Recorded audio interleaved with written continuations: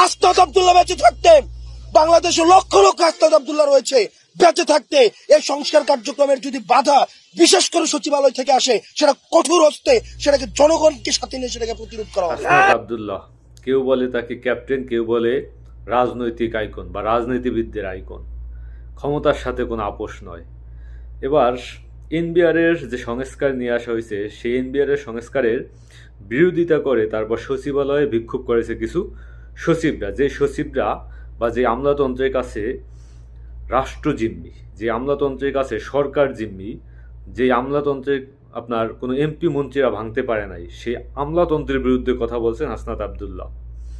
এটা আদৌ সম্ভব হবে কিনা আমি জানি না, কিন্তু এই সংস্কার যদি হয়, যেমন আপনি চিন্তা করেন যে যেই সময়ে আন্দোলন চলতেছে ওই সময়ই সরকার একটি অধ্যাদেশ জারি করছে, যারা সরকারি চাকরিজীবী, আগেকার সময় ছিল সরকারি চাকরিজীবী, সরকারি চাকরি যদি সরকারি চাকরিজীবী হন মানে আপনি দুর্নীতি, চুরি, লুটপাটের একটা লাইসেন্স, এটা আপনি যাই করেন আপনার চাকরি যাবে না। আপনি চুরি করেন, আপনি ডাকাতি করেন, আপনি লাখ লাখ টাকা বিদেশে পাচার করেন, আপনি ঘুষ খান, সর্বোচ্চ শাস্তি কি ছিল?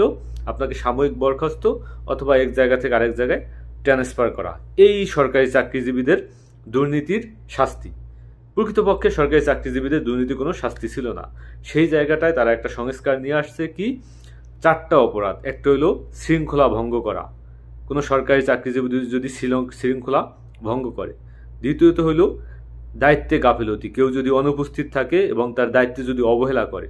তৃতীয় হইল আপনার এই যে মানে উস্কানি দেওয়া, মনে করেন আপনি চাকরি করতেছেন, অনেক শিক্ষক একসাথে চাকরি করতে আছে, শিক্ষকদেরকে উস্কানি দিল, যেটা এখন বর্তমানে চলতেছে। আজকে বোধহয়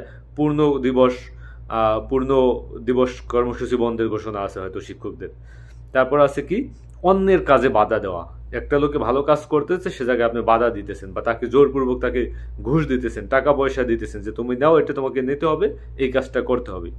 এই যে একটা সিন্ডিকেট যে দুর্নীতি, চুরি, লুটপাট করে, তারপরও চাকরিতে খুব বহাল থাকা, এই জায়গাটা একটা সংস্কার নিয়ে আসছে যে এই 4টি কাজ যারা করবে তাদেরকে চাকরিচ্যুত করা যাবে। এইটা করে একটা অধ্যাদেশ জারি করছে, সরকারি চাকরিতে অধ্যাদেশ 2025 নামে। তো এটা এই আন্দোলন চলাকালীন সময়ে সরকার জারি করছে। এখন এই যারা আন্দোলন করতেছে, যেই সচিবরা আন্দোলন করতেছে, যে আমলারা আন্দোলন করতেছে, এই শুধুমাত্র এই একটা অধ্যাদেশ, সরকারের যে একটা অধ্যাদেশ জারি করা হয়েছে, এইটার মাধ্যমে চাইলে কিন্তু এই সমস্ত সচিবদের চাকরি খেয়ে দেওয়া সম্ভব, সমস্ত সচিবদেরকে চাকরিচ্যুত করা সম্ভব। তো এটাই আসলে সংস্কার, এটাই সংস্কার। রাষ্ট্রকে যখন আপনি প্রতিষ্ঠানকে দাঁড় করাই দিবেন, যখন আপনি সরকারি চাকরিজীবীদেরকে ধরিয়ে দিতে পারবেন, যখন আপনি সরকারি চাকরিজীবীদের বিরুদ্ধে বলতে পারবেন যে আমি এই কাজটা করছি, এই সচিবকে বা এই সরকারি চাকরিজীবীকে আমার এত টাকা ঘুষ দিতে হয়েছে, এই প্রমাণটা যখন আপনার হাতে থাকবে, সেটা নিয়ে যখন আপনি অভিযোগ করবেন, সাথে সাথে এদের চাকরি ডিসমিস, এই ভয়টা চাকরিজীবীদের ভিতরে থাকতে হবে এবং এই ভয়টা আনাই সংস্কার। এবং এটা যদি বাস্তবায়ন করা যায়, এটা যদি সম্ভব হয়, বাংলাদেশের সমস্ত চোররা, ডাকাতরা, সরকারি চাকরিজীবীরা সোজা হয়ে যাবে। এটাই দরকার। এই যে একটা সরকারি চাকরি পাইলে আমার চাকরি নিশ্চিত, সারা জীবনে আমার কোনো কাজ নাই, আমি কাজ করি না করি আমার বেতন আসতে থাকবে, আমি টাকা পাইতে থাকবো। এমনও নিউজ দেখছি যে চাকরি করে বাংলাদেশের প্রাইমারিতে, কিন্তু সে থাকে ভারতে বসবাস করে, শুধুমাত্র সে বেতন নিতে আসে। সে থাকে ইউরোপে, সে থাকে আমেরিকায়, সে চিকিৎসার নাম করে 6 মাস যাবত আমেরিকায় আছে, কিন্তু বাংলাদেশে সে আবার প্রাইমারি শিক্ষকের বেতন ভাতা সে খাইতে আছে, প্রতিনিয়ত বেতন তুলতে আছে। এগুলো নিউজে আসছে, আমরা দেখছি, আমরা পড়ছি কলামগুলো।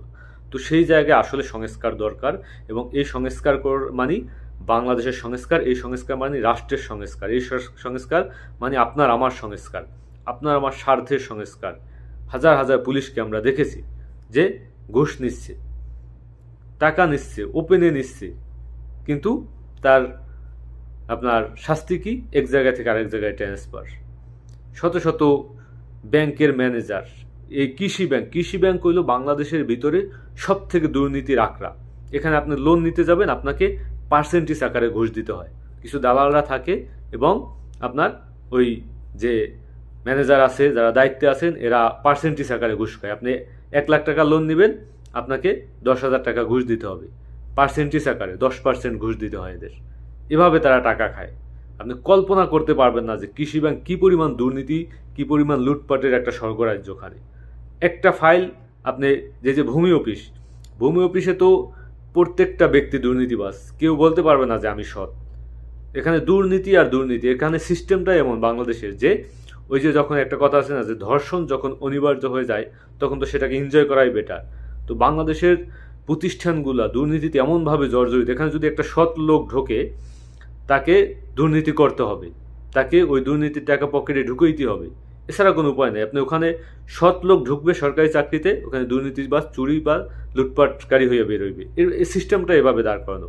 তো এই যে সিস্টেমটা, এটাকে আপনাকে ভেঙে দিতে হবে এবং এই সিস্টেমটা ভাঙার জন্যই এই সংস্কার, এবং সেই সংস্কারের বিরুদ্ধে যারা দাঁড়িয়েছে তাদের বিরুদ্ধে দাঁড়িয়েছে হাসনাত আবদুল্লাহ।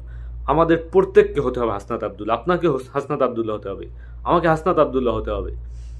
সত্য ন্যায়ের পক্ষে, দুর্নীতিবাজদের পক্ষে, লুটপাটকারীদের পক্ষে, আপনার লুটপাটকারীদের বিপক্ষে সবসময় দাঁড়াইতে হবে এবং যারা সত্য ন্যায়ের পক্ষে কথা বলে এভাবে হাসনাত আবদুল্লাহর মতো, তাদেরকে সাপোর্ট দিতে হবে, তাদের পক্ষে আমাদের ভয়েস তুলতে হবে আপনার আমার জায়গা থেকে। এই যে ভিসায় মানে একটা লোক, আপনি চিন্তা করেন ভারত থেকে একটা লোক আসতে তার 70-80 হাজার টাকা খরচ হয়, আমাদের দেশ থেকে একটা লোক প্রবাসে আসলে তার খরচ হয় 5 লক্ষ টাকা। কেন এই সিন্ডিকেট থাকবে? সবগুলা সংস্কার আমরা চাই, প্রবাসী সংস্কার আমরা চাই। ইতিমধ্যে বিমানের টিকিটের যে সিন্ডিকেট ছিল সেটা ভেঙে দেওয়া হয়েছে, আস্তে আস্তে সবগুলো ভাঙবে। কিন্তু আপনাকে যদি এই বিপ্লবীদেরকে সাপোর্ট না দেন, যারা এই সংস্কার করতে চায়, যারা এই দুর্নীতি লুটপাটের বিরুদ্ধে ভয়েস ক্রিয়েট করে, তাদেরকে আমাদেরও ভয়েস দিয়ে সাপোর্ট করা দরকার। ভিডিওটা শেয়ার করবেন। এই রাষ্ট্র আপনার আমার, এই রাষ্ট্র কোনো ব্যক্তির কাছে জিম্মায় দিতে আমরা চাই না, কোনো আমলাতন্ত্রের কাছে আমরা জিম্মায় দিতে চাই না, কোনো রাজনীতিবিদ, কোনো চোর ডাকাতদের কাছে আমরা এই রাষ্ট্র জিম্মায় দিতে চাই না। এই রাষ্ট্র থাকবে জনগণের জিম্মায়। আসসালামু আলাইকুম।